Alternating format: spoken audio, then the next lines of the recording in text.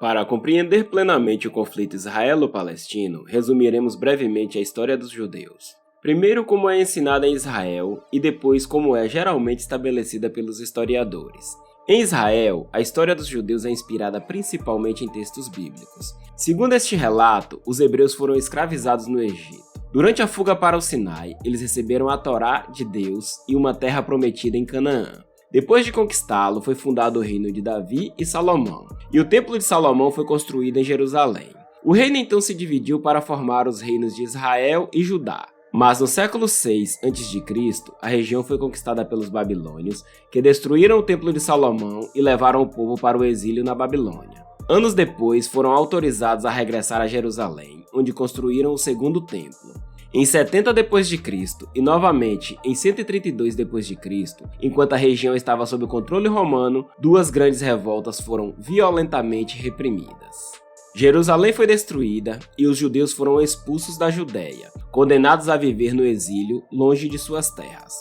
Se confiarmos agora apenas em fatos históricos confirmados por descobertas arqueológicas, no século 13 a.C., o novo reino do Egito domina a região chamada de Canaã, mas o império é enfraquecido pelos hititas ao norte e pelos filisteus, povos do mar que se estabelecem na costa. O Egito retira-se gradualmente da região e surgem os reinos de Israel e Judá, provavelmente fundados por populações locais. No século VI a.C., os babilônios conquistam a região, arrasam Jerusalém e levam a elite à força para a Babilônia. Após a conquista pelos persas, eles foram autorizados a retornar a Jerusalém.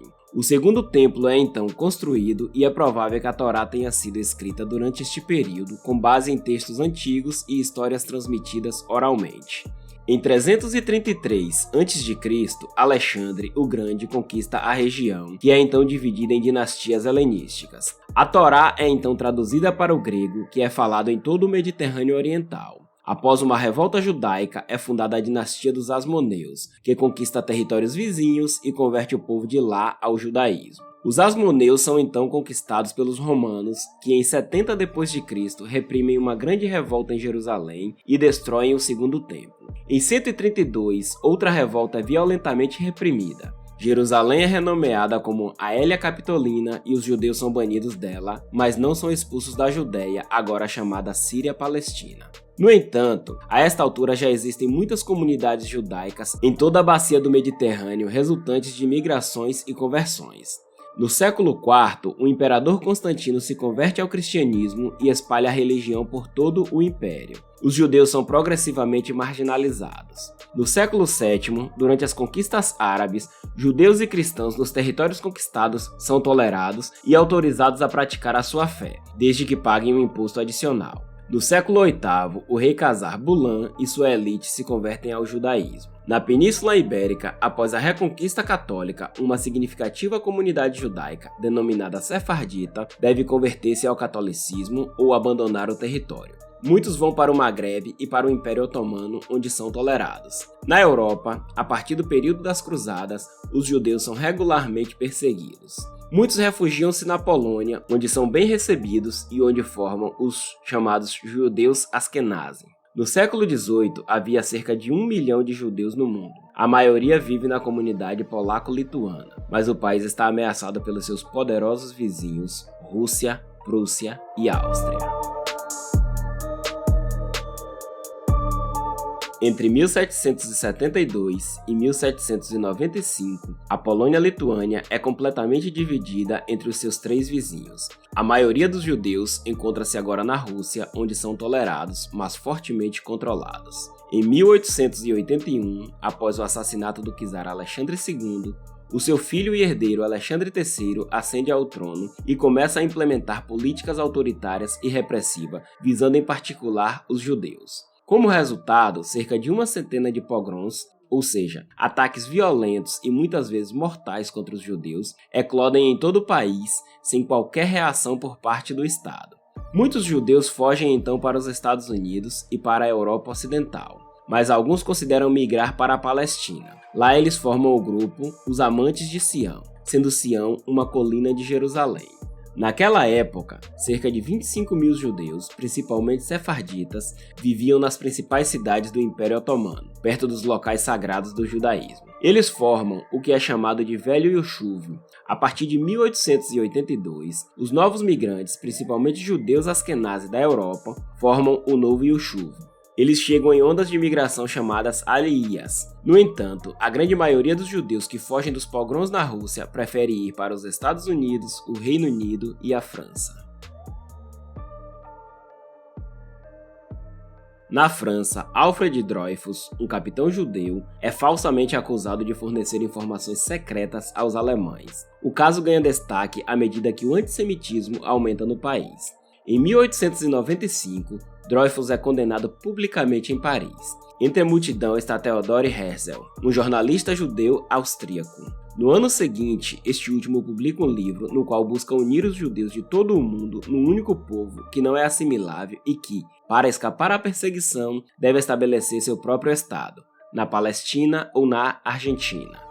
Em 29 de agosto de 1897, ele organiza o primeiro congresso sionista em Basileia, Suíça, com o objetivo de organizar o estabelecimento de uma pátria para o povo judeu. Herzl vai então para Constantinopla para defender sua causa junto ao sultão otomano, mas sem sucesso. Londres propõe então fornecer terras na África Oriental Britânica para uma colônia judaica, mas a oferta é recusada, com os sionistas agora interessados apenas na Palestina. Ao mesmo tempo, na Rússia ocorre uma nova onda de pogroms muito mortais, provocando novas partidas. Desta vez, ao longo de aproximadamente 10 anos, cerca de 40 mil judeus estabeleceram-se na Palestina. Na costa, formam Tel Aviv, e no campo compram terras e pântanos, que desenvolvem para formar comunidades agrícolas autônomas sem propriedade privada. Além disso, o hebraico, que durante quase 15 séculos foi usado apenas para o culto religioso, é gradualmente modernizado, de modo a ser falado novamente na comunidade judaica.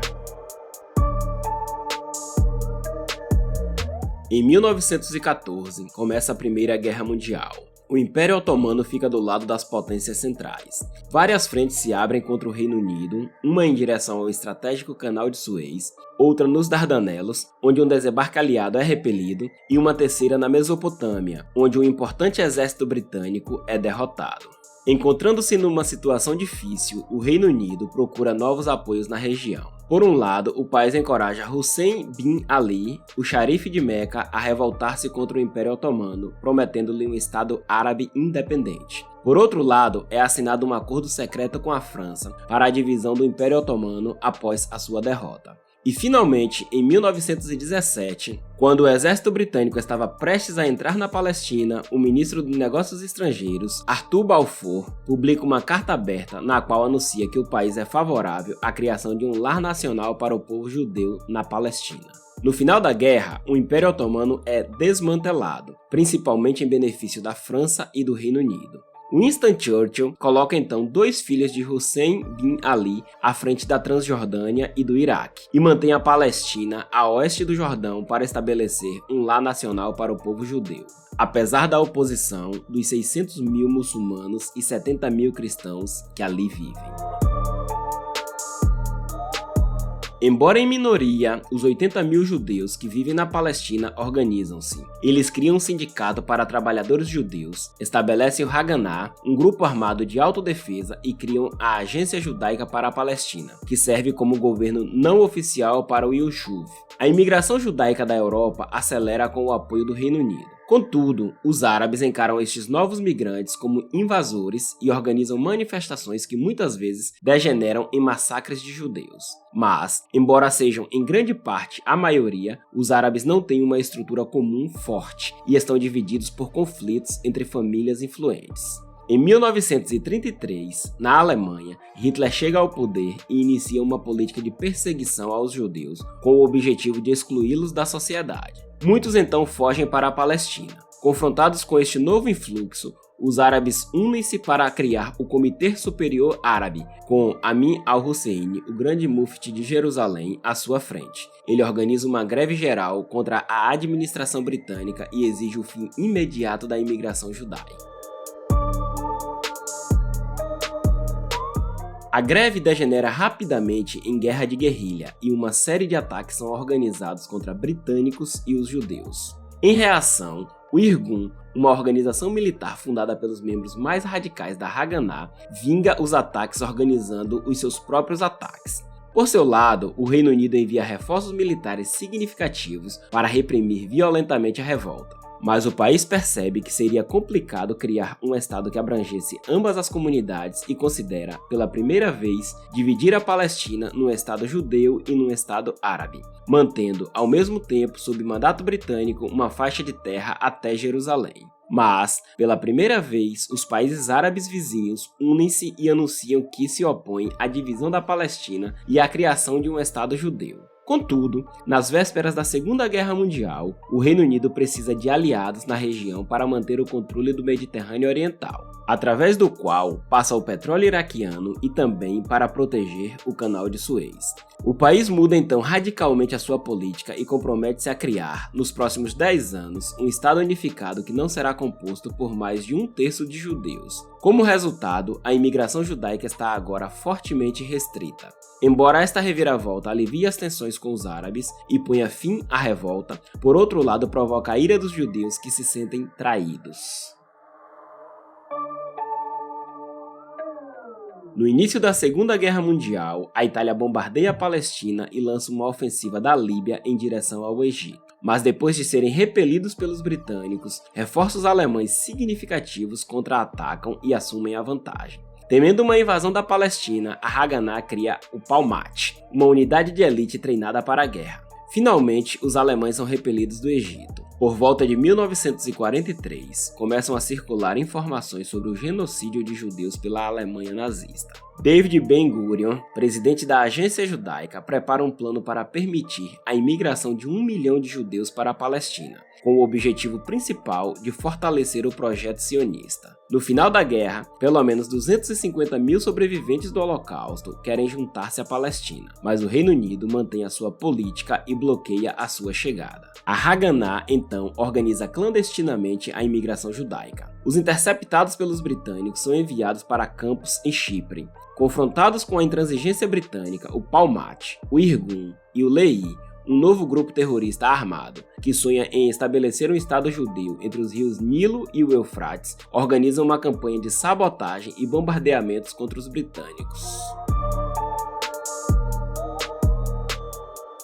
Em 22 de julho de 1946, em Jerusalém, o Irgun comete um ataque mortal contra a administração britânica. Em dificuldades, o Reino Unido não consegue forjar um acordo entre os sionistas e os nacionalistas árabes, e decide transferir o problema palestino para a ONU, que acaba de ser criada. Este último cria um comitê internacional que propõe dividir o território em 2 estados, com Jerusalém sob controle internacional. O plano apoiado pelos Estados Unidos é aprovado, apesar da oposição dos países muçulmanos. Para os sionistas, esta é uma vitória importante, pois obtém o seu primeiro reconhecimento internacional. Mas por outro lado, todo o mundo árabe se opõe a este plano e à criação de um Estado judeu. Nas grandes cidades, a violência aumenta rapidamente entre judeus e árabes e torna-se numa guerra civil. Ben-Gurion, ciente de que os estados árabes entrarão na guerra após a saída dos britânicos, prepara o Yishuv para a guerra. A população em idade de lutar é recrutada.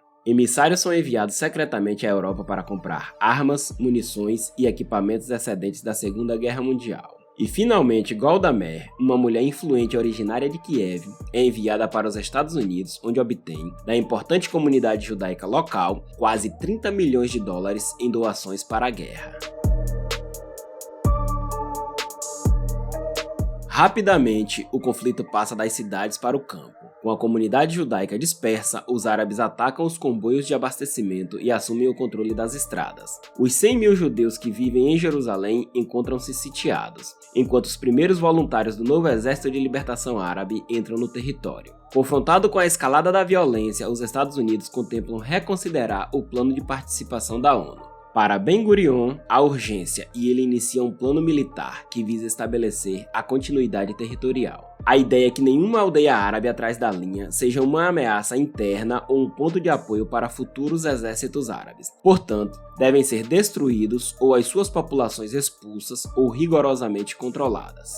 Ainda hoje, se debate se este plano é exclusivamente militar ou se tem um objetivo de limpeza étnica. A Haganah, que começa a receber clandestinamente armas da Tchecoslováquia, parte para a ofensiva. Recupera o controle da estrada para Jerusalém e assume o controle das aldeias árabes que a dominam. O Irgun e o Lehi cometem então um massacre em Der Yassin, que provoca terror entre a população árabe, levando muitos a fugir. Por seu lado, os países árabes vizinhos preparam-se para a guerra, mas cada um defende os seus próprios interesses. Abdullah I quer integrar a Palestina na Jordânia, prometendo proteger os judeus que lá vivem. Os outros estados insistem no controle dos seus próprios exércitos, o que significa que o ataque não será coordenado.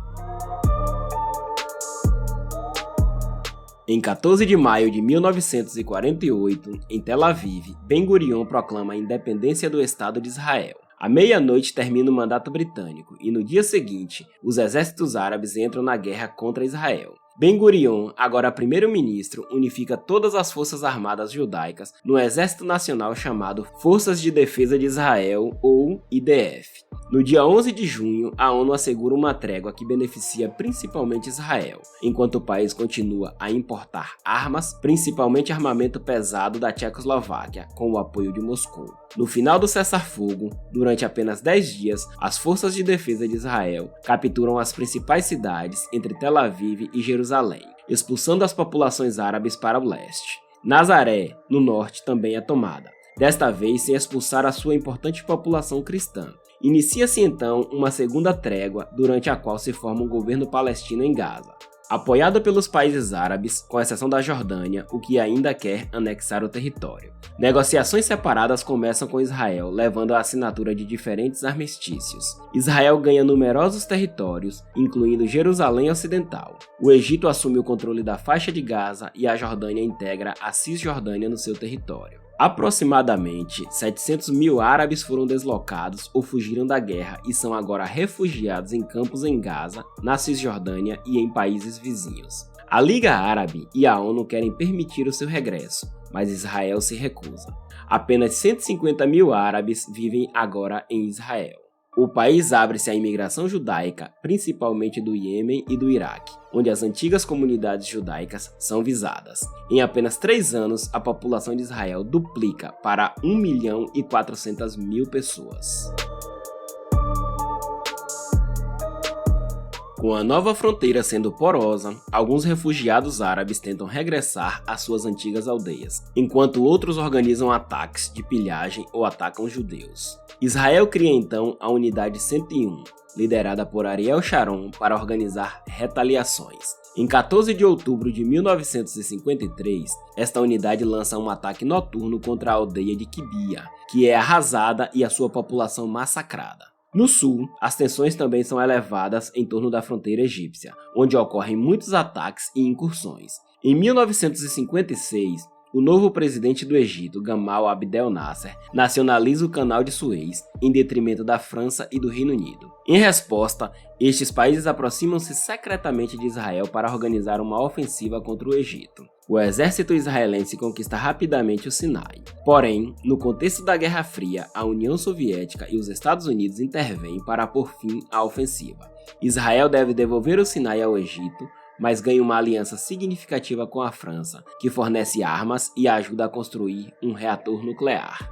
Em 1963, é inaugurado este reator, permitindo a produção de plutônio, mas Israel mantém ambiguidade sobre o seu programa nuclear, não revelando qualquer informação.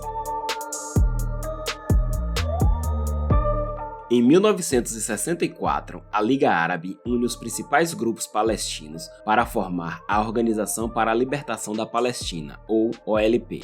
Inicia uma luta armada contra Israel através de ataques terroristas. Um dos alvos é o novo aqueduto que desvia água do Mar da Galileia para ajudar a desenvolver a agricultura e povoar o centro do país. Os países árabes tentam bloquear este projeto, iniciando a construção de canais para desviar as nascentes do lago.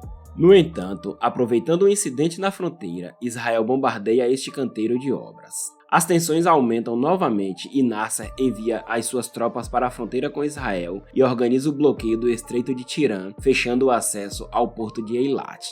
Israel vê isso como uma declaração de guerra e lança uma ofensiva contra o Egito e seus aliados, Síria e Jordânia, que bombardeiam Israel. Em apenas 6 dias, Israel vence e assume o controle do Sinai, das colinas de Golã e dos territórios palestinos. Os primeiros colonos israelitas começam a estabelecer comunidades ali, apesar do apelo da ONU à retirada do que chama de territórios ocupados. Yasser Arafat, o novo homem forte da OLP, refugia-se na Jordânia, onde intensifica os ataques contra Israel. Ele ganha poder e até tenta derrubar o rei da Jordânia, mas sem sucesso. Este último, então, ataca os palestinos no país. Yasser Arafat foge então para o Líbano, onde continua a luta armada contra Israel, incluindo ataques terroristas em todo o mundo. Em 1972, durante as Olimpíadas de Munique, uma equipe do Comando Palestino faz a delegação israelense como refém e mata 11 atletas. Em 6 de outubro de 1973, o Egito e a Síria lançam um ataque surpresa contra Israel, com o objetivo de recuperar o Sinai e as colinas de Golã. Inicialmente, Israel fica em desvantagem, mas no espaço de uma semana consegue retomar a vantagem, principalmente por causa do apoio dos Estados Unidos, que envia armas através de transporte aéreo. Em resposta, os países árabes produtores de petróleo reduzem a produção para aumentar o preço do petróleo e também impõem um embargo petrolífero aos aliados de Israel. Um cessar-fogo é então assinado e as negociações iniciais ocorrem entre Israel e o Egito. Em 1977, o presidente egípcio Anwar Sadat torna-se o primeiro chefe de Estado árabe a fazer uma visita oficial a Israel. 2 anos depois, os dois países assinam um tratado de paz. O Egito reconhece Israel, em troca do qual o país recupera o Sinai. Com a fronteira sul assegurada, Israel concentra-se agora no Líbano, onde a instabilidade política beneficiou a OLP, que continua seus ataques contra Israel com o apoio da Síria. As forças israelenses invadem o sul do Líbano e, após o cerco de Beirute, conseguem a saída da OLP para a Tunísia. Mas em 1985, Israel bombardeia a nova sede da OLP em Tunis. No final de 1987, na faixa de Gaza, a população palestina revolta-se contra a ocupação israelita, armada com pedras e coquetéis Molotov, marcando o início da primeira intifada. A violência aumenta rapidamente e espalha-se por todos os territórios ocupados.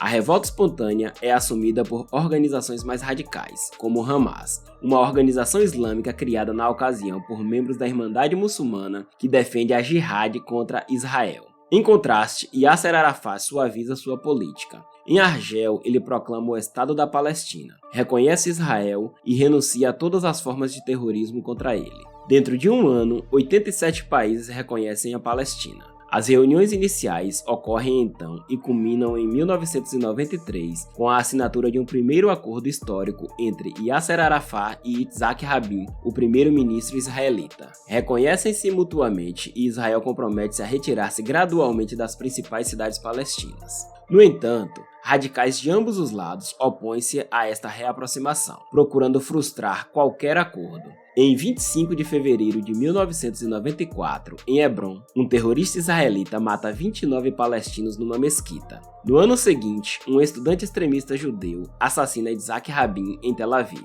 Por outro lado, o Hamas, que se opõe ao reconhecimento de Israel, organiza uma onda de ataques terroristas em todo o país.